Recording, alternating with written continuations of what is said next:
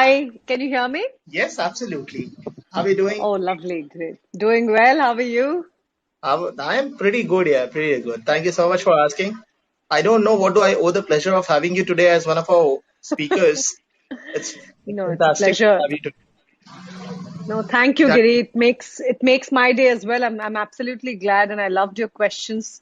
I mean, those are questions that are definitely, I would think a lot of people usually end up asking me, and they are sure, very intriguing because everybody wants to know them. So it's sure. interesting. So, the most interesting part is my fellow weavers, they've been requesting me, boss, we don't need any investors. We don't need Ola and Uber and Oyo stories. All we need is something that we love to do. And then I was trying to Right, figure out, ki, bhai, kya chahiye life mein? Then I realized ki you have Netflix. Then you have right, your friends you can meet through platforms like this. The only thing that you absolutely. essentially are missing is a liquor. So I said, let me fill Hmm. the gap for you as well. Well, but unfortunately, the bad news is that I cannot supply liquor. No, I no, can speak about liquor. so that's more than enough in these gloomy days to keep on someone energized. True that, absolutely. And so Hmm. so it's a very boring job, right, for all of us. But we didn't realize Yeah. that for someone like you, it could be easy for somebody to enjoy the job and also make money besides it. True that. I do get paid to drink.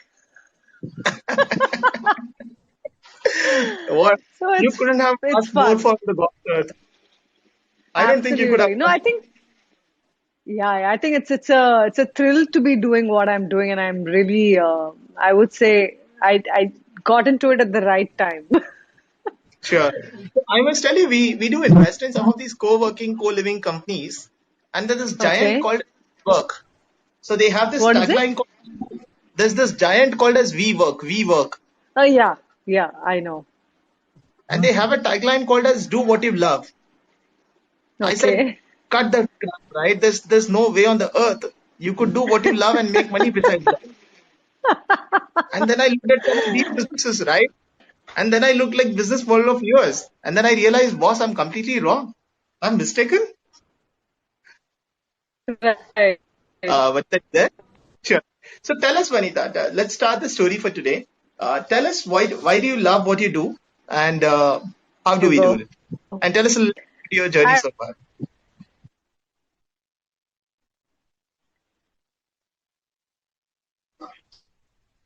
Vanita, I'll I just think there's a check little my. bit of network error on that.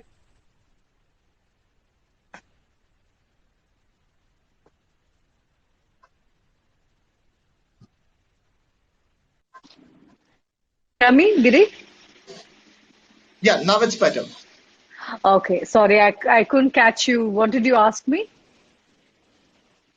Tell us why do you do what you do? How do you love doing what you do? And tell us Okay. about a little bit of your journey. Okay, so why do I do what do I do? It's very interesting.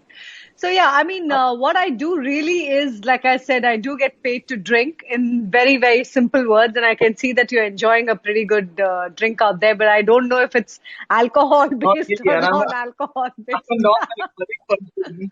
I'm a You're a non-alcoholic teetotaler. person, by the way. Okay, right. Yeah, So teetotaler. So you'll have for to me, ignore a my little bit. right. Sorry, I think we have Go a ahead. lapse Go ahead. of time, right? Where I think when I'm speaking and you're speaking, there's a little bit of lapse of the voice. I can perfectly hear you. I think it's fine. Okay, super. So it started for me, about 10 years ago in 2010. And at that time, my son was about just 1.5 years old. And as a literally a guilty mother who could never take a break from her work, who could possibly all the time tell her, oh shit, you know what, I'm not giving enough time to my little fellow. And the entrepreneurial kida was always there in me right from when I was, I think, a little kid who's possibly in her high school onwards, as far as I remember. I mean, I had already done quite a few entrepreneurial gigs right from in my high school days. So I used to sell export clothes. I used to actually go and also, what do you say, run summer camps for children. And every possible way where I could, create some amount of earnings for myself. I would look forward to do that. So that whole element of being active, survival mode, of course, the needs were there. That led me to be very entrepreneurial in nature. And I think that has, been my core DNA within me to really be who I am today. So when in 2010, I knew that it's really time to, kind of just take that plunge. I was still, though I felt I was ready, but my husband didn't feel that. He was like, "Nahi, nahi, nahi. Abhi, we have EMIs to pay. Don't quit. You figure what you want to do, you know." Sure. And I don't know how one fine Sunday evening, I just got this sudden, thought about wine. And I started researching about wine, and suddenly I see there's a world of studies on wine, and it's so difficult. There are only so many people in the world who've studied this subject. So it's extremely tough to be a person who's an expert in this space. And that really struck a chord with me because I love anybody who's going to challenge me and any path that is less traveled, right? So that's been my attitude since I've been a kid, and I think that is what struck the chord for me. So I started researching, then I landed up with courses in London, and I realized how difficult it is to even pass a single exam. It's so Sure. difficult. I mean, people really, really, fret those exams. It's tough because you also have to blind taste those wines and get those wines right because you have no idea what those wines are being served in the examination. And even if you don't pass your practical or your theory, you don't pass and you don't get that certification. And Sure. I was doing all of that while I was being a full-time mother and a full-time corporate, professional. I mean, correct. So yeah, so it took me that journey, but then I stood through it and I continued working. And at that point in time, and I was literally I would say like in the sixth, seventh year of my career. And I was Sure. like, all right, so I kept that going because we had EMIs to pay. And, so even today we do have EMIs to pay, by the way. I'm just kidding. Sure. All I'm trying to say is that, but, it took me time. I didn't quit my job. I didn't kind of take any hasty decisions. I actually literally multitasked my responsibilities, my roles, my passion. And I realized that until I don't have that real urge to be very sure, be very confident, be very clear. I will not call it quits. So I dived deep. I traveled across Europe. I traveled alone across France, Italy, Hungary,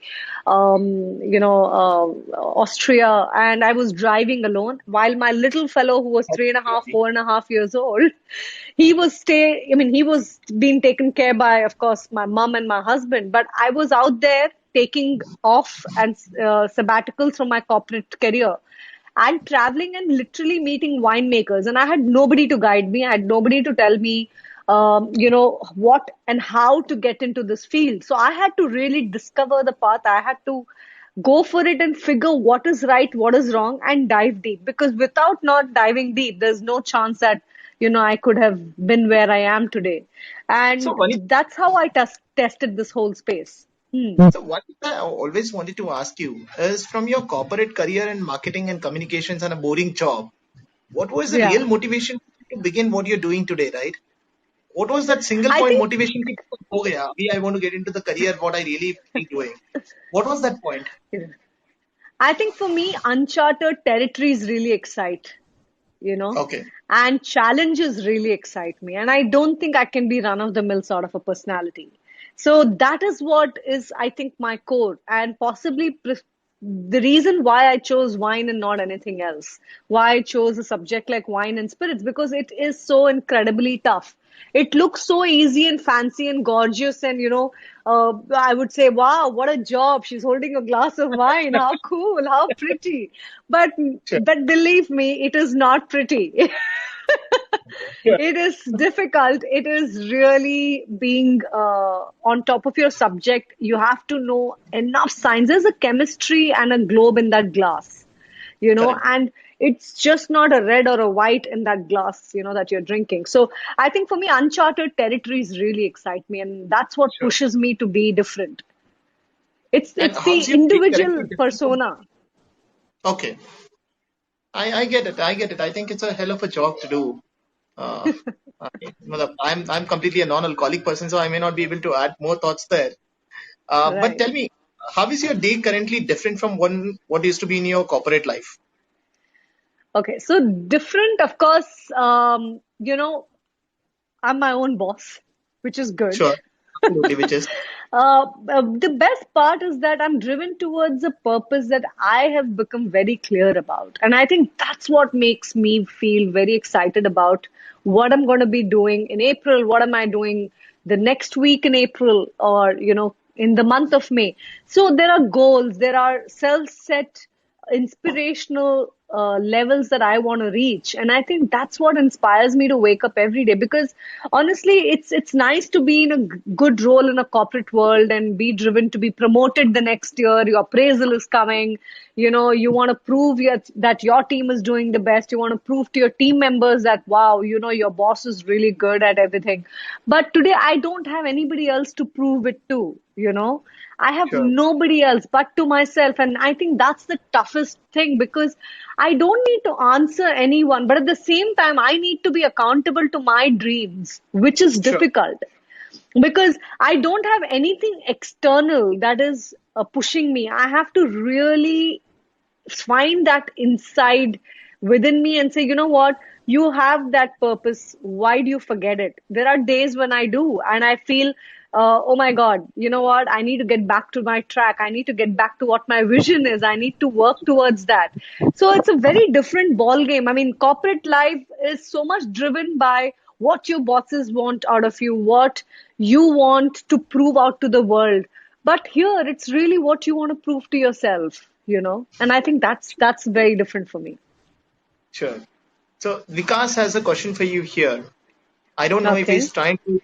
He's the founder of Leher Hab, and I am Mm-hmm. assuming he wants to shift to a new journey of starting a wine business. But let's figure it out. How does someone get Okay. started on your path?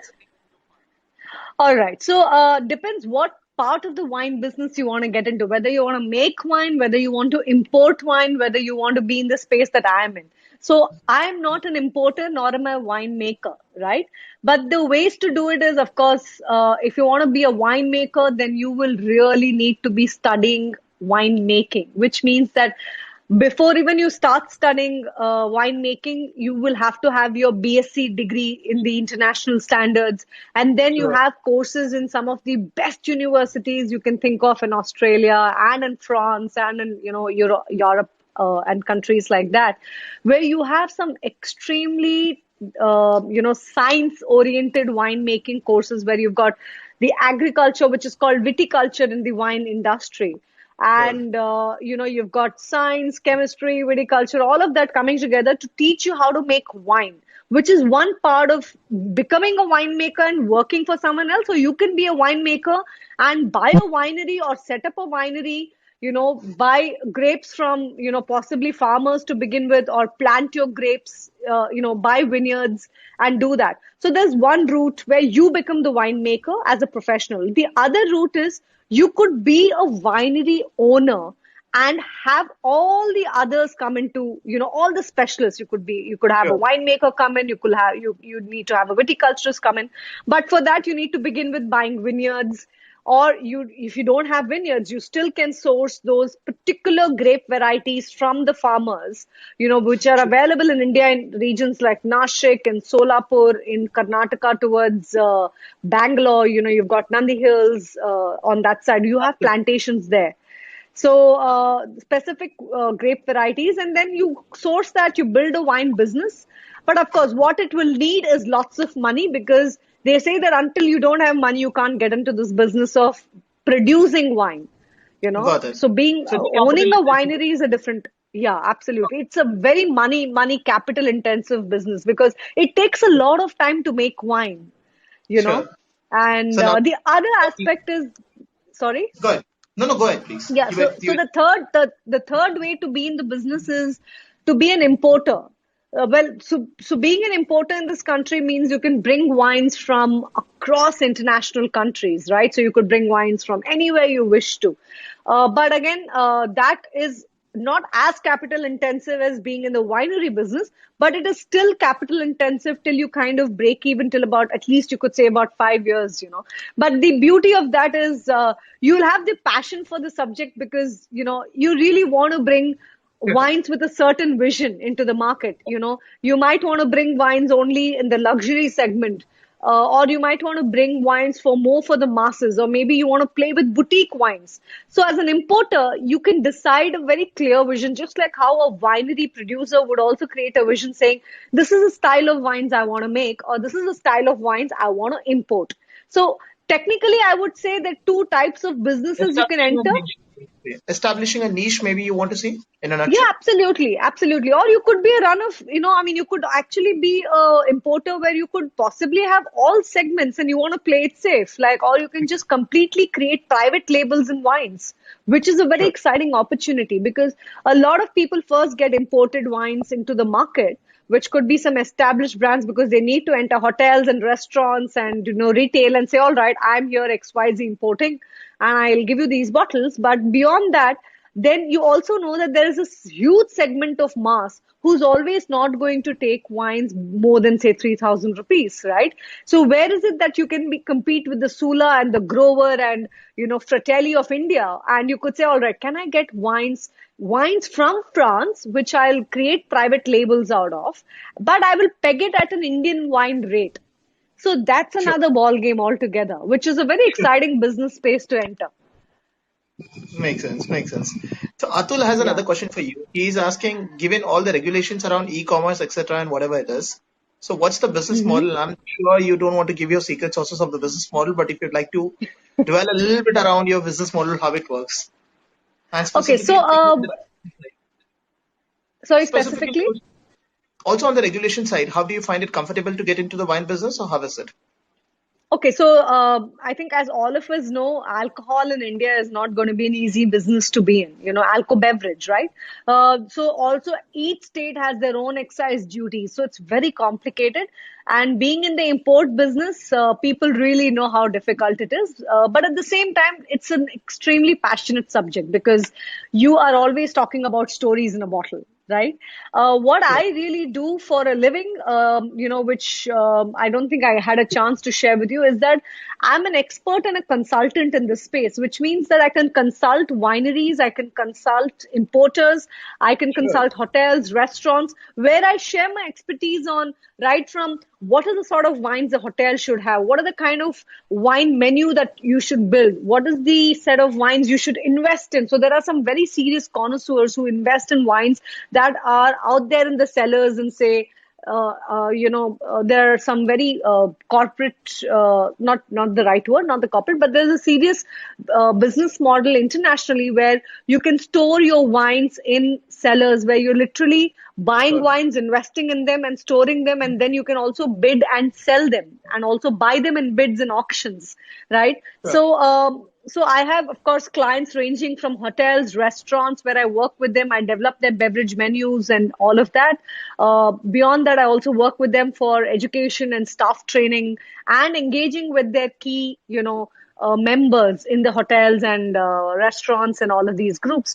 But beyond that, I educate, most, whether it's corporates, non-corporates, groups, about what it is to appreciate wine or spirits or whiskey and all of these subjects. But literally, the business model is around education, it's around experiences, it's around really consulting because a lot of wineries also want to enter India. So they are looking Sure. for the right importers to work with. And they are afraid not to burn their hand when they're coming into a country like India because there have been experiences. So they need consultants like me to be able to help them navigate and say, you know what, these are the XYZ importers where I think I would be able to see you fit in. And so, apart from that, do certain consulting research projects for them, saying out of their big portfolio of wines, say a it's a winery from New Zealand. What are the kind of wines we need to have in India for them, and then find the importer. So different models, right from consulting, education, training, research, and experiences, which is really growing, I would say, in my firm. I think, thanks for the tip or advice you gave about storing wines. I think Capital markets out of option. Gold is out of options. Startups are the last people I want to meet on this planet. What is the only thing that's left out to invest? So I think now you give me a definite answer to look at. So I'm gonna why Absolutely. even save then? Might as well look for a prospective return on it. So Vikas has another question for you. He's asking, Okay. what are the best Indian wines in your opinion? Or maybe what are your favorite Indian wines that he's asking? He's Okay. not getting So, any for the disclaimer part of it. He isn't sorry, is getting any.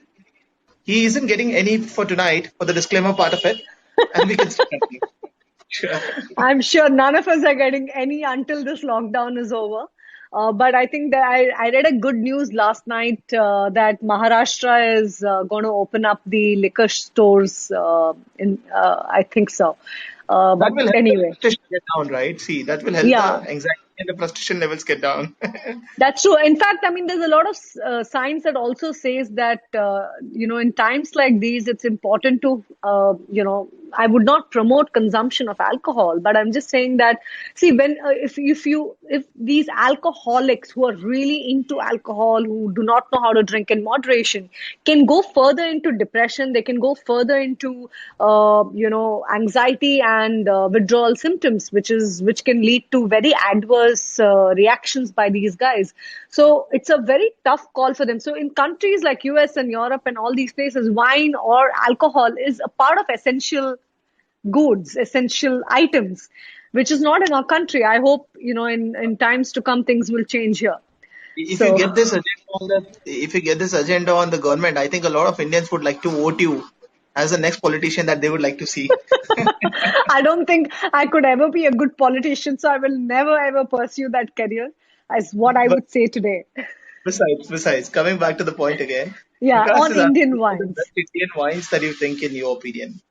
Yeah, so I think there are some specific Indian wines I would vouch for. One is Charosa. Charosa is an Indian wine.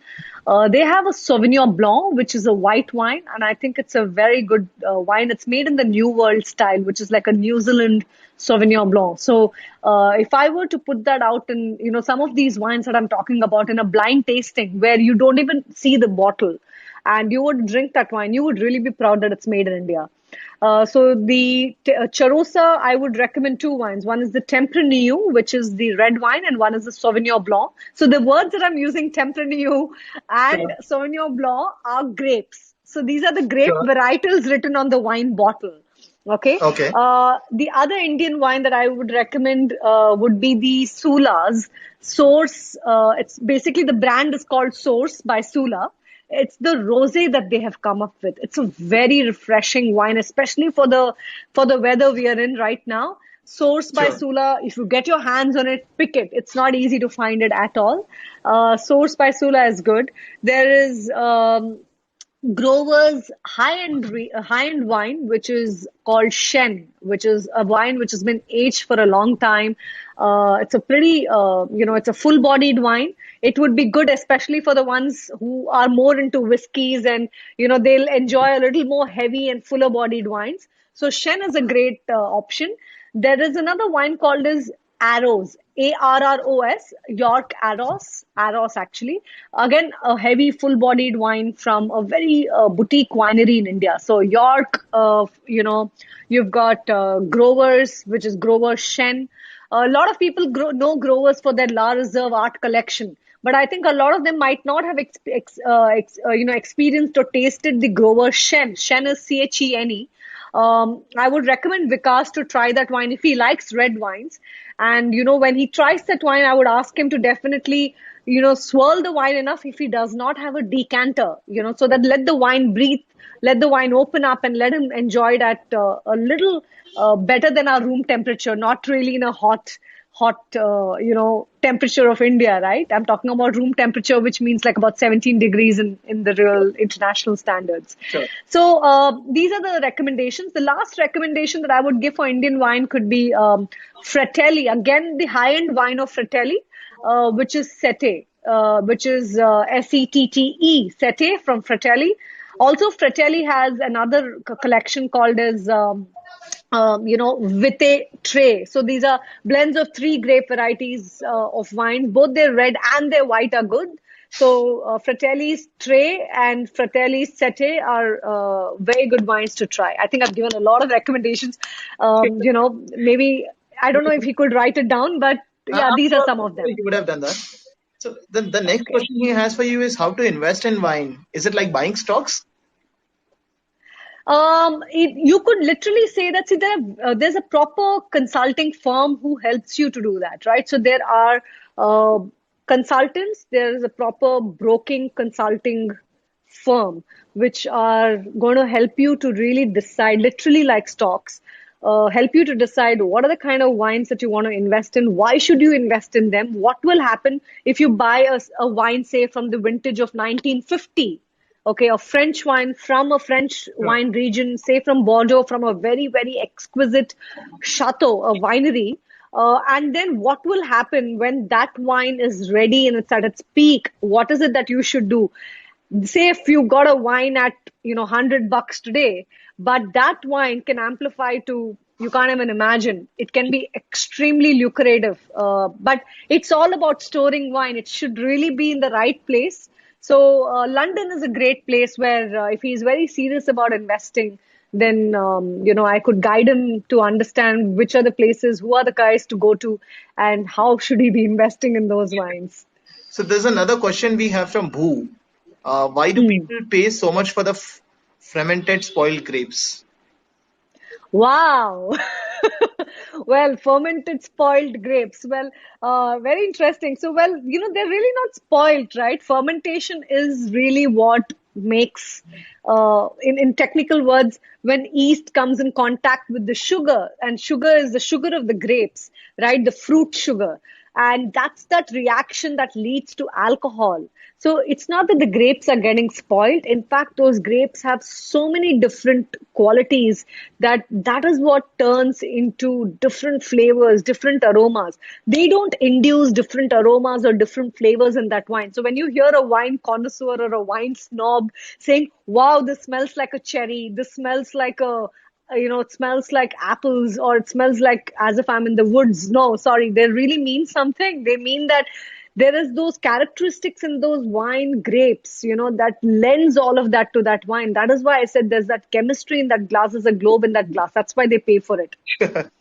And so now technically getting away drifted a little bit from things that I don't understand to getting familiar with the things I understand a little bit. Is Right. I want to know how was the feeling to represent India as a judge in global platforms? Oh, it's incredible. I have to say that it's incredible.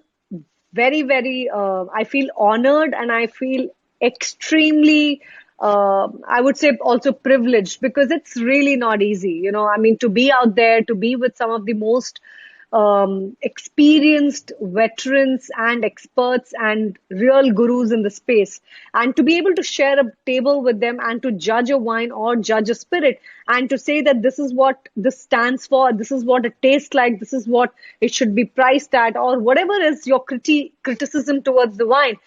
If at any point in time, you make a mistake, which means that you're spoiling your country's name, you Sure, know. sure. So it's a big responsibility on my shoulder when I go out there and represent India on a global platform, because it's a tough job to judge a wine. It's not easy at all. So I think, but it also feels incredible because when I go there and they see an Indian out there, which is very rare, they are so thrilled. They are fascinated with India. Sure. So the conversation starts with possibly, out of those hundreds of people I meet, saying at least, a handful of them would say, "Oh, I've gone to Kerala, I've gone to Rajasthan, or I've gone to, some place, Hampi, all of these places."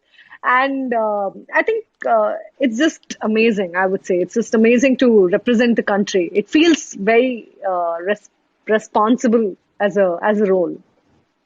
What is some of your advices? What are some of your advices to young aspirants who are currently into this profession, getting early into this profession, Are into this profession or getting into this getting profession? early or must have just started into this profession? Okay, so I mean, either ways, I would say first unlearn everything. It Okay. was difficult for a person like me when I moved from the corporate world, leading corporate, communications and marketing for some of the top brands in our country, and I led some very important roles. It was very difficult for me to kind of just switch take that corporate hat and, say, all right, here I am getting into a very different world of wines and spirits. So Sure. first is, I'm sure whoever is getting into it might be getting into it possibly from another field, or somebody is really just out of their, whatever degrees or courses, and they're still getting into it. They may not necessarily would have studied wine course or, wine making course, because if they have, then they know why they're doing it. Sure. So Sure. it's really applicable for those, who are diversifying from a particular stream and getting into the subject. So I would say unlearn everything. Very, very key. Remember, whatever worked in that space is not going to work in this space at all. They're very different. But what's important is, I think you should really try to be authentic. It's important to stay true to what you stand for. And if your goal is to be in the space like I am, which is being an expert, a consultant, an authority in the space, then you need to clearly set a goal towards spreading the love and the understanding and the appreciation for this beverage. Because if you don't do that, people are not going to understand why your passion is such, you Sure. know. And lastly, I think you cannot minus education in the space. It is extremely education intensive. So be on top of the subject. How's That's the very passion important. growing in India currently? Do you think there are enough education institutions in India who's looking forward to such careers? Yes, there is. In fact, so a lot of catering colleges are in India, a lot of, hotel management colleges in India. They're all actually, encouraging students to also study Sure. more about wines, especially. So there is a particular, an institute from London who's offering their courses here in India. So there are certain Indian education service providers who provide that course on behalf of the, institutes from UK and Europe. So a lot of, I would say, technically, the ones who are moving from the hotel management stream are taking up that course. But you also see, people like you or me who were not into that field also pursue it as a hobby. Got it. Got it. I think for a lot of people, in my opinion, are going to be passion which is going to turn into a profession. How true do you think is when the passion gets converted into profession, you still have a healthy and wealthy life to be there? Very tough. Tough. Very, very tough. Very tough. It's very easy to kind of say, wow, I turned my passion into profession. It takes time, because I can tell you I've had my ups and downs, and it's not easy because you start doubting yourself, especially for someone like me who had a very stable corporate career. From there to suddenly say, all right, It's a huge trade-off. leaving. Yeah, I mean, leaving stock options in Flipkart and saying, all right, thank you and bye-bye, and I'm going to pursue wine. Everybody thought I was a fool. Everybody thought, I mean, does something like this even exist? How can somebody have some passion called wine? I mean, is that like, it just seems unreal for people, right? And I had my own family members who stopped talking to me, and being a Marwadi and a Jain, first of all, getting into a subject called passionate subject called daru, alcohol, is not appreciated. And being a woman, it's even not appreciated. Sure. So it's not easy. So my next question was exactly this, right? I don't want to show that you figured it out all the time, right? So I want to talk to Yeah. you about, are there any specific set of challenges that you faced as a women entrepreneur and specifically in this business? Oh, of course. I mean, it starts with your family itself. It starts with, your larger relatives. It starts with everyone around them, because all of this impacts you in ways you don't understand. I mean, luckily, I think my core family really stood very, very supportive. So the other things didn't really bother me, but sometimes when you meet them and you realize, but today, everybody feels so proud. Everybody wants their daughter to be, like, say, Vaniitha, because they're like, how could she do that? How could she break the taboo? So, first and foremost, breaking the taboo in my own, segment called Marwadi community was not easy. I mean, I'm sure the taboo still exists as we speak and as we will speak in the future. But, it's challenging because in a country like ours, the taboo is always going to be there. Of You're course. being judged all the time, saying, how can a husband support her? How can her mother support her? How can her family support her? But slowly people realize that, when you have the conviction that nobody can shake that for you, you're going to stay very true put to that. And Sure. that's when, people stop talking, people will start appreciating, or people will simply know that they can't really shake that, solid foundation you've built for yourself. In the industry, it's very difficult. It was difficult, I would say, until you don't create yourself very strong in the space that you've built. Sure. Because it's a male dominated industry, it's alcohol industry, right? So everybody is like, what's a woman going to do really, uh, so it's so easy to shrug it off, saying, all right, she's just going to come and speak, she's going to speak about, all right, she knows this, she knows that. But the minute they start realizing that, you know what, she's doing so much different kind of, things where in come in terms of business. So I've pioneered a lot of things in the country when it comes to education, consulting, wine menus, judging internationally. So I would say it has surprised a lot of people. And the whole taboo of women and men and this male dominated thing was a very, very big, challenge that I had to face. But I think all women have to face it. It's there. It's always an undertone, but you start living with it and you realize you can just shrug it off. It's all right. It's not difficult. Sure. So I think out of this conversation, a lot of people are getting inspired. And Atul, who is one of the Okay. co-founders at Leher, so he is asking, Uh-huh. wines or grapes do you feel is best for Indian palate? If someone has to start building a taste of it, which one would you want them to start with?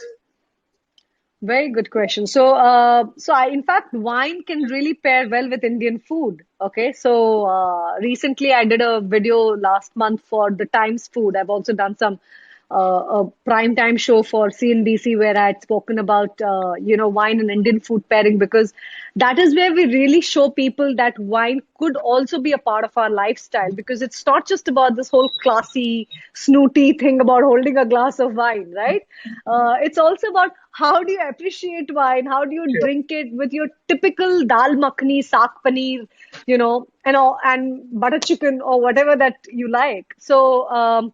So there are many wines that I would recommend you could go with, but some of the easiest wines that will pair well is start with rosés. Rosés are basically pink wines, okay? So rosés are very versatile. They will pair very well with your Indian food. Also, if you like white wines rather than red wines, then I would say start with Chenin Blanc. Chenin Blanc is again a French name. It's a grape name. So you will find wine labels on top. It will be written as Chenin Blanc on that.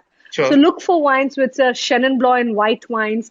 If it's a red, look for wines which are made with possibly Shiraz. It's written Shiraz or Syrah. So start with these, or start with a Malbec, which is an Argentinian wine. You'll pay a little more money for that, but it's all right if you love it. You should try it.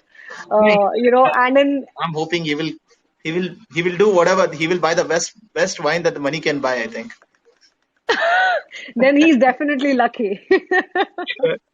So yeah, I mean, invites Chenin Blanc, Chardonnay. But if you're looking for a Chardonnay, then buy wines that are, go. So if when you go to a good wine store, so that you can talk to someone who's manning that space, who's possibly a sommelier, and he would be able to guide you, saying that, if you tell him I'm beginning with wines, then he would ask you, would you like red or whites? Then he would ask you a few more questions and he'll guide you through that. So start with Chenin Blanc, start with Chardonnay, and look for Chardonnay which is not oaked in oak barrels, because they would not go very well with Indian food. So these are certain tricks to pair wine.